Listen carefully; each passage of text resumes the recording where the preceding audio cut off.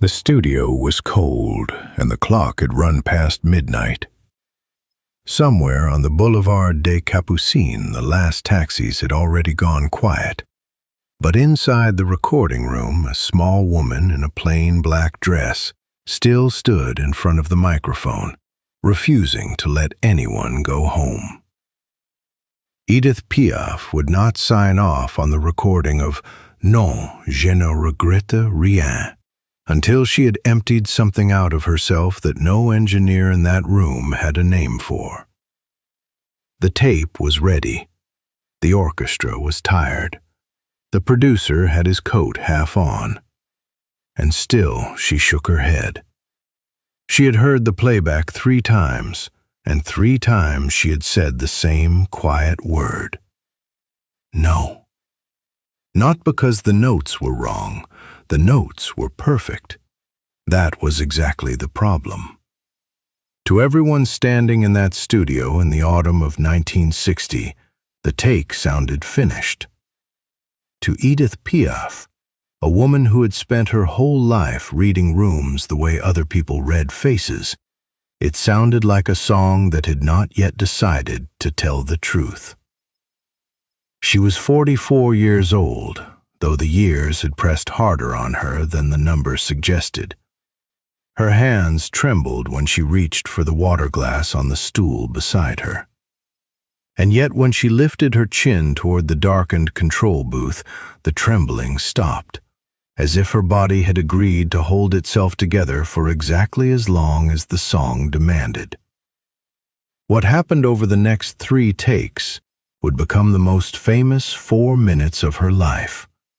But that night, no one in the room knew that yet. It is easy, all these years later, to picture Edith Piaf as a monument, the tiny figure in black, the tragic diva, the voice that broke your heart. But the woman standing in that studio was not a monument. She was tired in a way that went past the body.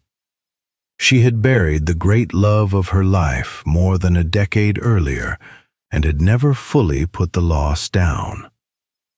She had watched her own name turn into a rumor about a woman who used to be great. And she had walked into that recording session knowing, with the cold clarity of someone who has run out of second chances, that this song might be the last argument she would ever get to make for herself. So when Charles Dumont played the melody for her that first time, and she went silent, the silence was not politeness. She was listening for whether the song could carry the weight she needed to hand it. The lyric, written by Michel Vauquer, said the thing she had been unable to say in her own words. No, nothing at all. No, I regret nothing. Not the good that was done to me, not the bad. It is all the same to me. For a woman the whole country had decided to pity, those were not just lyrics. They were a refusal. A refusal to be pitied. A refusal to apologize for the life she had lived exactly as she had lived it. And that is why, when the take sounded merely beautiful, she could not accept it. Beautiful was not the point. She was not trying to sing well. She was trying to win.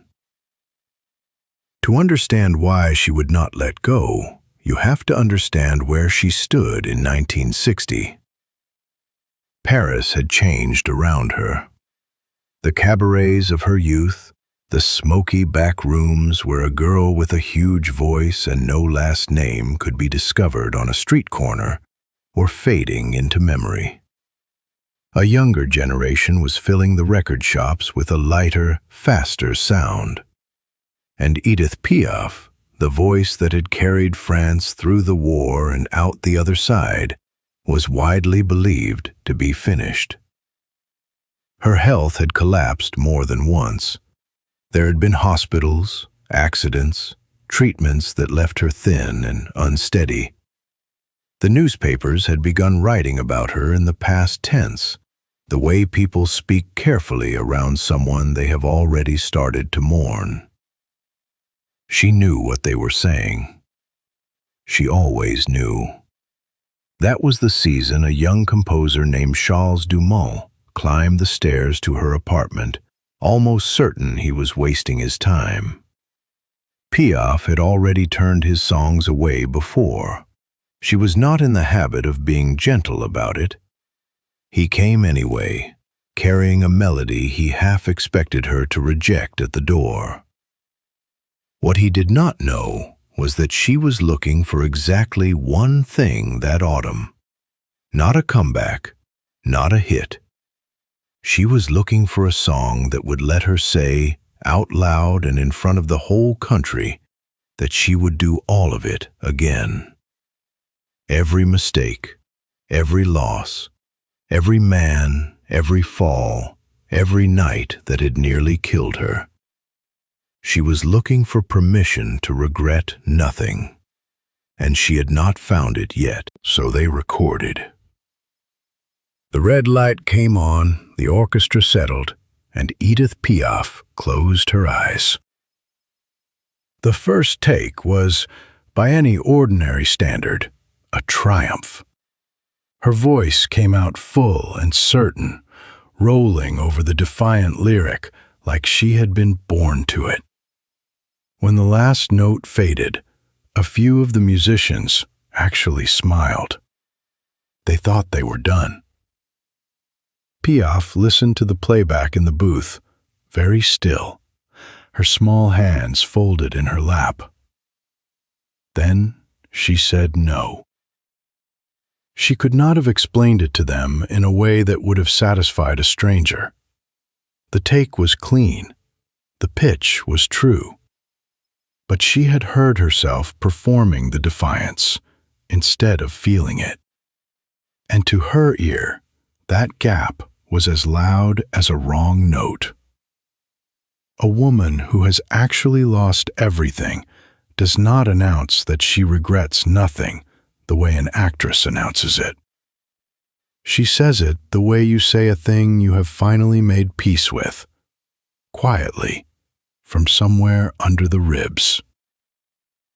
So they went again. The second take was different, raw. She leaned into the lower lines, let a little grain into the voice, let the tiredness show instead of hiding it. It was, if anything, more moving than the first. The producer leaned toward the glass, ready to call it. And again, that small, unbending word. No. By now, it was very late. The coffee was cold. Someone in the booth exhaled and looked at the clock. 2 takes. 2 performances most singers would have signed off on gratefully. And Edith Piaf, thin and shaking and running out of night, asked the exhausted room for one more. Charles Dumont has told the story of that period more than once, and the picture that emerges is not the picture people expect. He did not walk into a diva's parlor and hand a fading legend her salvation. He walked in nervous, braced for humiliation, and watched a woman 4 times sicker than she should have been decide, on instinct, that this was the one. When she committed to a song, she committed the way few singers ever have. She would work it for hours. She would take a single line and turn it over and over, searching for the exact place where the meaning lived. Dumont was young, and he had written a melody that was, in truth, simple. Strong, but simple. What Piaf understood, and what made her Piaf, was that a simple melody sung by someone with nothing left to lose becomes something a full orchestra can never fake. The arrangement built underneath her like a march, drums that sounded like a heart that had decided to keep going, strings that lifted and did not ask permission. It was defiant music. It was the sound of a small woman planting her feet and telling the entire country that had written her off to watch what she did next. And so the session was never going to be a routine recording. Everyone in the room could feel it, even the musicians who had played 1,000 sessions. Something was at stake in that studio that had nothing to do with a record, and everything to do with a life. She had one song left to make her case with. She was not going to waste it on a take that only sounded good. The third take did not sound like the first two. From the opening line, something had shifted in the room, and everyone felt it before they could have explained it. The defiance was still there, but underneath it now there was something the earlier takes had only reached for. It was surrender and refusal at the same time. A woman handing over every regret she was supposed to have, and in the same breath refusing to be ashamed of a single one of them. The orchestra rose behind her like a tide, and she rode it without ever letting it pull her under. Where the first take had been proud and the second had been sad, this one was something harder to name. It was final. The musicians stopped watching their sheets and started watching her. In the booth, no one moved. Charles Dumont sat with his hands frozen, aware that the thing he had half expected to be turned away at the door had become the most important 4 minutes of his career, and that he had almost nothing to do with it. When she reached the last line, the room understood that she was not singing about the past at all. She was singing about the little time she had left, and telling every person who had counted her out that she intended to spend it exactly as she pleased. The final note landed and held, and then let go. For a long moment, nobody in the studio said a word. There was no applause. There was only the particular hush of people who know they have just witnessed something that cannot be done twice. Then, from the darkness of the booth, someone finally spoke. That was the one. There is a particular kind of silence that falls over a room when everyone realizes that the person in charge is no longer chasing perfection. Piaf was not asking for a third take to fix a flaw. There was no flaw to fix. She was asking for a third take because she had not yet told the truth, and she would rather have gone home with nothing than gone home with a beautiful lie. She stepped back to the microphone. She took the water glass, drank, set it down with a hand that would not quite stay steady. Then she looked, one more time, toward the dark booth where Charles Dumont sat holding his breath. Whatever passed between them in that look was never written down. But Dumont would say in the years afterward that he understood in that moment he was watching something he would spend the rest of his life trying to describe and never quite manage. She was not a healthy woman reaching for a high note. She was a dying artist reaching for the last true thing she had to give, and she knew it, and she had decided the reaching was worth whatever it cost her. The engineer wound the tape back. The orchestra lifted their instruments one more time, more carefully now, the way people move when they sense they are near something that matters. The red light came on.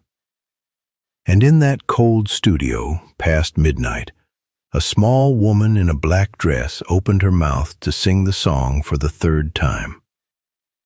This time, she was not performing the words. This time, she meant to become them. Edith Piaf carried Non, je ne regrette rien onto the stage of the Olympia not long after, and it did the one thing nobody in Paris had believed was still possible. It brought her all the way back. The woman the newspapers had buried in advance stood in front of a packed house and reminded an entire country why it had loved her in the first place. The song became her answer to everyone who had pitied her, and it has stayed her answer ever since. She did not have many years left. She knew it that night in the studio, and she knew it on the Olympia stage, and the knowing is part of why the recording cuts the way it does. When you hear it now, you are not hearing a singer at the height of her powers.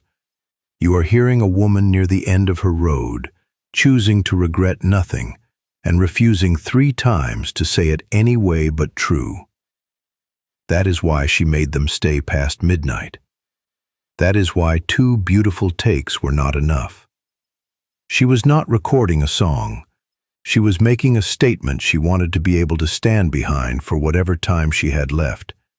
And she understood that a statement like that only counts if you actually mean it all the way down. More than 60 years later, people who never knew a word of French still feel the truth of it before they understand the meaning.